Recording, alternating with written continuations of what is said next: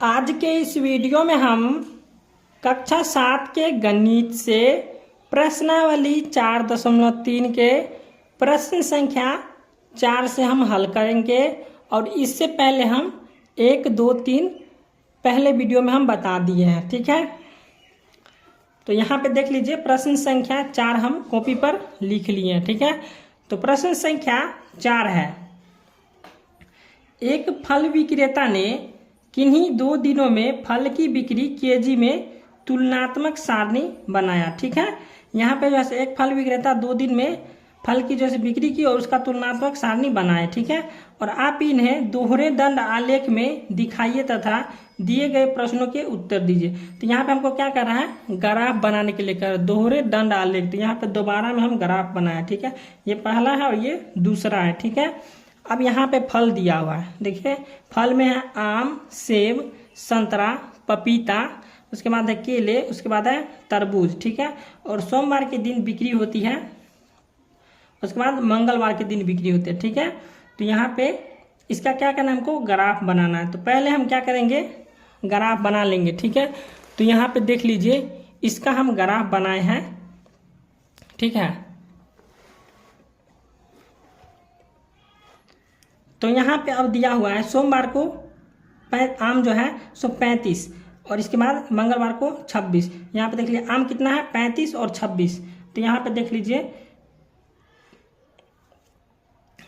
तो यहाँ पे सोमवार और मंगलवार है। ठीक है, तो यहाँ पे हम सोमवार 35 और मंगलवार को 26 बनाना है हमको ग्राफ में। तो यहाँ पे देख लीजिए सोमवार 35। ठीक है, यहाँ पे देख लीजिए सोमवार 35 है और 26 देख लीजिए। तो यहाँ 25 के बाद कितना था 26, तो इसका ग्राफ 26 पर गया और यहाँ पे ये आ गया। तो ये आम का ग्राफ बन गया। ठीक है, अब यहाँ पे सेब का ग्राफ बनाना है। ठीक है, सेब का, तो सेब कितना है 29। तो यहाँ पे देख लीजिए 25 के बाद 26, 27, 28, 29, यहाँ पे 29 आ गया।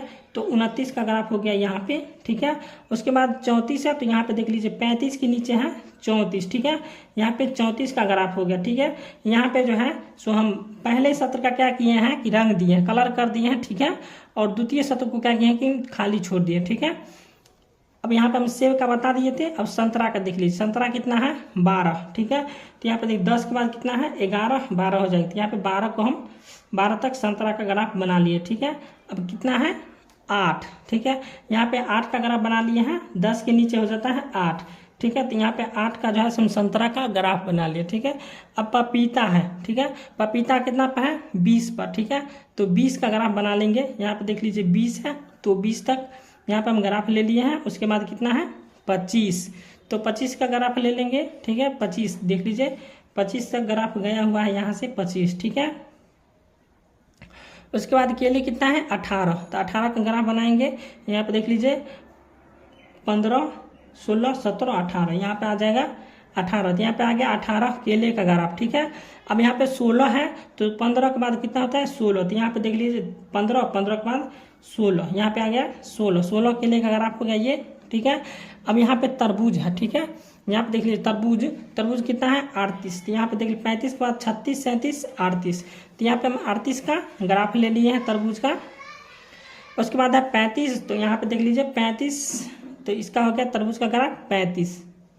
ठीक है, क्वेश्चन समझ में आ गया होगा और इसका ग्राफ भी समझ में आ गया होगा। और नहीं समझ में आया तो फिर से कमेंट कीजिएगा, बतला देंगे। ठीक है, अब हम क्या करेंगे, इसका क्वेश्चन आंसर बनाएंगे। तो यहाँ पे देख लीजिए 4 का प्रश्न संख्या 1 है कि कौन सा फल अधिक लोकप्रिय है। ठीक है, यहाँ पे कौन सा फल अधिक लोकप्रिय, तो यहाँ पे जिसका ग्राफ सबसे ऊपर रहेगा वही फल जो है सो अधिक लोकप्रिय है। तो यहाँ पे किसका ग्राफ है, तरबूज का ग्राफ जो है सबसे ऊपर है। देख लीजिए इसमें किसी का भी ग्राफ ऊपर नहीं है, सिर्फ तरबूज का ग्राफ ऊपर में है। ठीक है, तो यहाँ पे हो जाएगा कौन सा फल अधिक लोकप्रिय है, तो यहाँ पे लिख लेंगे हम तरबूज।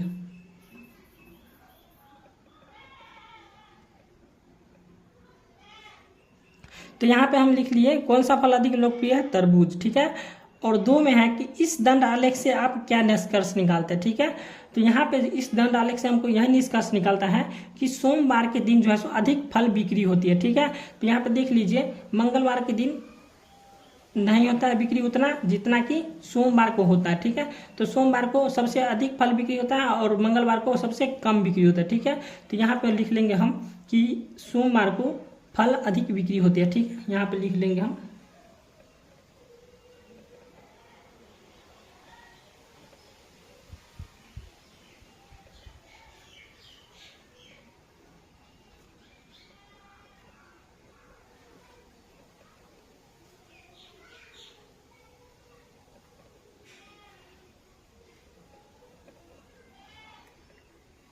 तो यहाँ पे हम लिख लिए हैं कि इस दंड आलेख से आप क्या निष्कर्ष निकालते हैं, तो यहाँ पे निकल जाता है, इस दंड आलेख से आलेख यही निकलता है कि सोमवार को फल अधिक बिक्री होती है। ठीक है, तो हमारा प्रश्न संख्या 4 समाप्त हो गया।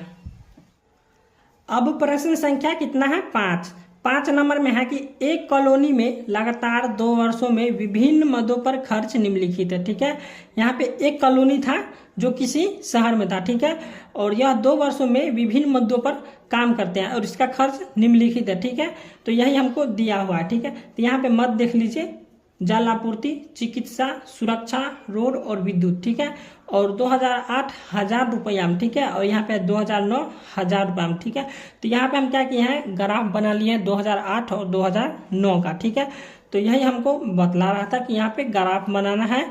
ठीक है, तो चलिए इस ग्राफ को हम बतला देते हैं। पहले तो हम ले लेंगे 0 से लेके 70 तक हम ग्राफ ले लिए। ठीक है, आप 100 तक ले लीजिएगा, यहाँ पे कॉपी पे जगह नहीं था इसलिए हम 70 तक ले लिए हैं। ठीक है, आप 100 तक ले लीजिएगा, और यहाँ पे हम 0 यहाँ ले लिए, यहाँ 5 10 15 20 25 30 35 40 45 50, ये हो गया 55 60 65 70, यहाँ पे 5 का गैप है। ठीक है, अब यहाँ पे देख लीजिए 5 का गैप हम रखे हुए हैं। ठीक है, अब यहाँ पे जल आपूर्ति 2008 में कितना है, 25।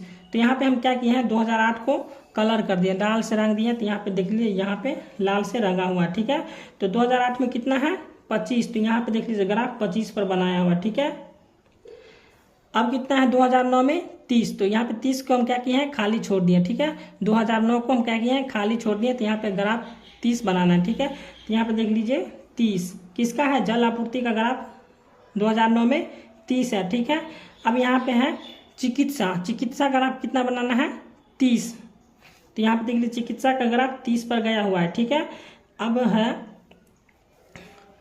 2009 में 35 है, तो यहाँ पे 35 पर ग्राफ बना लिए। ठीक है, अब उसके बाद कितना है, सुरक्षा का ग्राफ 50, तो यहाँ पे देख लीजिए सुरक्षा का ग्राफ कितना पर गया है, 50 पर। ठीक है, और उसके बाद है 70, तो यहाँ पे सुरक्षा ग्राफ जाएगा कितना पे, 70 पे। ठीक है, इसी तरह से आपको ग्राफ बनाना है। ठीक है, अब यहाँ पे है रोड पर कितना है, 40, देख लीजिए यहाँ पे रोड पर 40 पर ग्राफ है, तो यहाँ पे ले लेंगे हम 40 पर ग्राफ। ठीक है, अब उसके बाद है कितना, 2009 में 20 पर ग्राफ है। ठीक है, तो यहाँ पे हम 20 पर ले लेंगे ग्राफ। ठीक है, अब उसके बाद है कितना,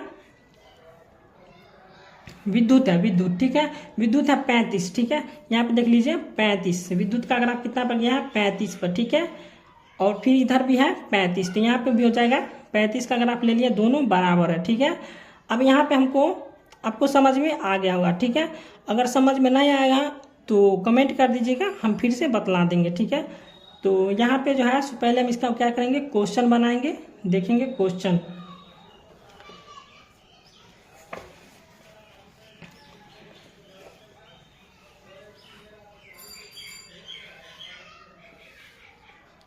अब यहाँ पे क्वेश्चन है कि किस मद में पिछले वर्ष की अपेक्षा सबसे अधिक खर्च किया गया है। तो यहाँ पे देख लीजिए किस मद में पिछले वर्ष की अपेक्षा सबसे अधिक खर्च किया गया। तो यहाँ पे देख लीजिए पिछला वर्ष है, ये पिछला वर्ष है और ये अगला वर्ष है, तो पिछले वर्ष की अपेक्षा सबसे अधिक खर्च किया गया किसमें, तो यहाँ पे सुरक्षा कितना है, 50, और यहाँ पे कितना है, 70, तो यहाँ पे कितना ज़्यादा है, 20 ज़्यादा है। ठीक है, और बाकी सब में कम है इससे। ठीक है, तो यहाँ पे हो जाएगा सुरक्षा, लिख लेंगे हम, यहाँ पे क्या हो जाएगा, सुरक्षा। ठीक है, इसको हम लिख लेंगे सुरक्षा, यहाँ पे लिख लेते हैं सुरक्षा।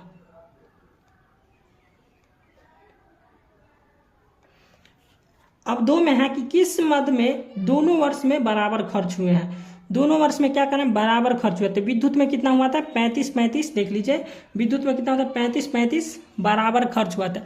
तो यहाँ पे हो जाएगा किस मद में दोनों वर्ष में बराबर खर्च हुआ है, तो विद्युत मद। ठीक है, यहाँ पे लिख लेंगे हम विद्युत, यहाँ पे हो गया विद्युत। अब 3 में है कि 2008 में विद्युत और रोड पर कुल कितना खर्च हुआ। तो यहाँ पे देख लीजिए 2008 में विद्युत और रोड पर कुल कितना खर्च हुआ। तो यहाँ पे देख लीजिए विद्युत में कितना हुआ 35, यहाँ पे लिख लेंगे 35 और ये 1000 रुपया में, ठीक है। तो यहाँ पे लिख लेंगे 1000, ये हो गया 1000, हम 1000 नहीं लिखेंगे, यहाँ पे 35 प्लस कर देते हैं, ठीक है। अब यहाँ पे है रोड पर कुल कितना खर्च हुआ। तो यहाँ पे रोड पर कुल कितना खर्च हुआ 40, तो यहाँ पे हो जाएगा 40, 35 40 कितना हो जाएगा 75, ठीक है। यहाँ पे हो जाएगा 75,000, ठीक है। हम यहाँ पे लिख दिया 1000, ठीक है। तो हमारा 3 जो है सो बन गया है, ठीक है। अब 4 में है कि किस वर्ष का खर्चा अधिक रहा।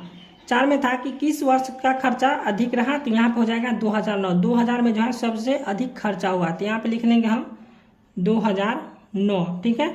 तो हमारा जो प्रश्न संख्या 5 समाप्त हो गया है। अब प्रश्न संख्या 6 है, ठीक है। प्रश्न संख्या 6, इस अध्याय के प्रारंभ में दिए हुए हैं विभिन्न नगरों के न्यूनतम और अधिकतम तापमानों के आंकड़े, ठीक है। आंकड़ों सारणी 4.1 को लीजिए। यहाँ पे प्रश्नावली 4.1 से सबसे पहला पन्ना होगा आंकड़े वाला का, सबसे पहला पन्ना में यहाँ पे दिया होता है 4.1 का सारणी लेना था। तो यहाँ पे हम 4.1 का सारणी लिख लिए, ठीक है। अब इन आंकड़ों का एक दोहरा दंड आलेख खींचकर और निम्नलिखित प्रश्नों का उत्तर देना है, ठीक है। और यहाँ पे हमको निम्नलिखित प्रश्नों का उत्तर देना है। यहाँ पे जो है सो हम सारणी 4.1 का यहाँ पे हम लिख लिए, ठीक है। अब इसका क्या करना है कि दोहरा दंड आलेख बनाना है, ठीक है। तो यहाँ पे हम ग्राफ ले लिए हैं 50 तक, ठीक है। चलिए इसको हम बतला देते हैं। तो यहाँ पे जो है हम ग्राफ ले लिए हैं 50 तक, ठीक है। अब यहाँ पे अधिकतम तापमान पटना का कितना है 41 डिग्री, ठीक है। तो यहाँ पे देख लीजिए 40 के बाद कितना है 41 डिग्री। तो 41 डिग्री पर ग्राफ इसका पहुँचा दिए, ठीक है। अब न्यूनतम तापमान कितना है 25 डिग्री, ठीक है। तो यहाँ पे देख लीजिए 25 के सी यहाँ पे ग्राफ बनाया हुआ है जो ब्लू कलर का, ठीक है।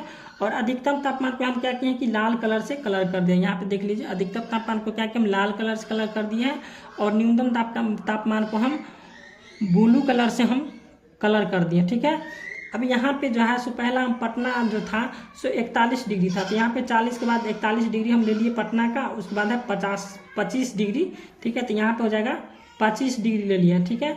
अब गया का है कितना 43 डिग्री। तो यहाँ पे देख लीजिए 40 के बाद 41 42 43 डिग्री।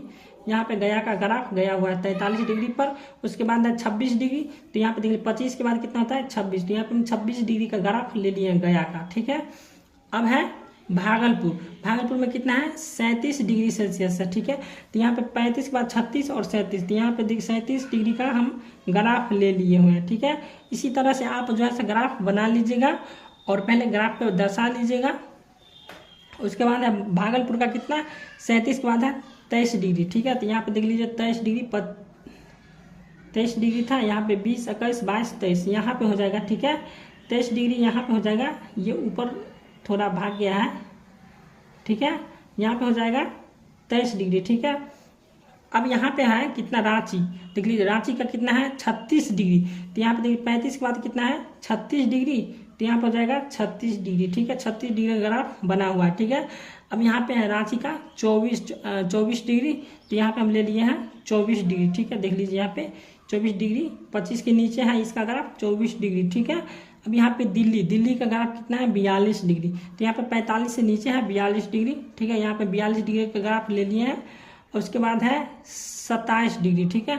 27 डिग्री का ग्राफ देख लीजिए 25 के बाद 26 और 27 आ जाता है। तो यहाँ पर जगह 27 डिग्री का ग्राफ, ठीक है। अब मुंबई का बच गया। तो यहाँ पे मुंबई देख लीजिए, मुंबई कितना है 36 डिग्री। तो यहाँ पे देख लीजिए मुंबई का ग्राफ 36 डिग्री पर गया हुआ, 35 के बाद 36 डिग्री पे यहाँ पे ग्राफ गया हुआ है, ठीक है। अब यहाँ पे है 29 डिग्री, ठीक है। तो यहाँ पे देख लीजिए 29 डिग्री पर ग्राफ गया हुआ है, 30 से नीचे है, यहाँ पे हो जाएगा 29 डिग्री का ये ग्राफ हो गया, ठीक है मुंबई का। अब चेन्नई का 31 डिग्री और यहाँ पे है 27 डिग्री, ठीक है। ये चेन्नई का 31 डिग्री है और ये 27 डिग्री। तो यहाँ पे चेन्नई देख लीजिए, यहाँ पे चेन्नई का हम ले लिए हैं 31 डिग्री, 30 के ऊपर है 31। तो यहाँ पे 31 डिग्री का ये ग्राफ हो गया है और 27 डिग्री का लेना है, तो 25 से ऊपर हो जाएगा 27। तो यहाँ पे देख लीजिए 25 के ऊपर है थोड़ा, ये हो जाएगा 27 डिग्री का ग्राफ। अब श्रीनगर का है कितना 23 डिग्री। तो यहाँ पे 23 डिग्री का ग्राफ ले लिया हम, 20 के बाद 23। तो यहाँ पे देखिए 20 के बाद 23 है। तो तो अब 23 डिग्री का ग्राफ ले लिए हैं। उसके बाद 11 डिग्री, तो यहाँ पे हम 11 डिग्री का ग्राफ ले 10 के बाद कितना आता है 11 डिग्री, ठीक है। तो श्रीनगर का कितना है 23, उसके बाद हो जाएगा 11, ठीक है। तो इसी तरह से आपको क्या करना है कि ग्राफ बना लेना है, ठीक है। और नहीं समझते हैं तो फिर से हमको बतला दीजिएगा, कमेंट कर दीजिएगा, हम फिर से समझा देंगे, ठीक है। अब इसका हम क्वेश्चन आंसर हल करेंगे। अब 6 का 1 नंबर क्वेश्चन है कि किस नगर का न्यूनतम और अधिकतम तापक्रम का अंतर सबसे अधिक है। तो यहाँ पे हम प्रश्न देख लेंगे, देख लीजिए गया का देख लीजिए न्यूनतम और अधिकतम तापक्रम में अंतर है। तो यहाँ पे हो जाएगा क्वेश्चन का आंसर हो जाएगा गया, ठीक है। तो यहाँ पे हम लिख लेंगे गया, ठीक है। अब 2 नंबर में है कि कौन सा नगर सबसे गर्म है और कौन सा नगर सबसे ठंडा है। तो यहाँ पे देख लीजिए कौन सा नगर सबसे गर्म है, तो यहाँ पे पता चल जाएगा कि कौन सा नगर सबसे गर्म है। अधिकतम तापमान को क्या किया हम कि लाल से रंग दिए हैं। यहाँ पे देख लेना है कि सबसे अधिकतम तापमान किस नगर का, तो यहाँ 43 डिग्री, ठीक है। गया का कितना है 43 डिग्री, और उसके बाद श्रीनगर किधर गया, श्रीनगर, यहाँ पे देख लीजिए श्रीनगर कितना है 11 डिग्री, न्यूनतम तापमान कितना है 11 डिग्री, और उसके बाद गया का जो है सो अधिकतम तापमान कितना है 43 डिग्री। तो यहाँ पे इसका आंसर आ जाएगा कौन सा नगर सबसे गर्म है। तो हम बतला दिए हैं कि कौन सा नगर सबसे गर्म है, 43 डिग्री सबसे अधिक इसका है गया का है जो 43 डिग्री, तो यहाँ पर हो जाएगा गया, ठीक है। उसके बाद कौन सा नगर सबसे ठंडा है, तो यहाँ पर हो जाएगा श्रीनगर, ठीक है, श्रीनगर। अब 3 में है कि ऐसे 2 नगरों का नाम लिखिए जिसमें से एक का अधिकतम तापमान दूसरे के न्यूनतम तापमान से कम है। तो क्या करना है हमको कि ऐसे 2 नगरों का नाम लिखना है जिससे एक का अधिकतम तापमान दूसरे के न्यूनतम तापमान से कम है। तो यहाँ पर हो जाएगा श्रीनगर, ठीक है। यहाँ पर हम लिख लेंगे श्रीनगर, उसके बाद हो जाएगा मुंबई, ठीक है, श्रीनगर, मुंबई या अन्य। अब 4 में है कि उस नगर का नाम लिखिए जिसके न्यूनतम और अधिकतम तापमानों के अंतर सबसे कम है। तो यहाँ पे किसका था सबसे कम, तो चेन्नई का ले लेंगे, ठीक है। यहाँ पे देख लीजिए चेन्नई का है, यहाँ पे हो जाएगा 31 डिग्री, और यहाँ पे है 27 डिग्री, ठीक है। तो यहाँ पे हो जाएगा चेन्नई, तो 4 का आंसर हो जाएगा चेन्नई।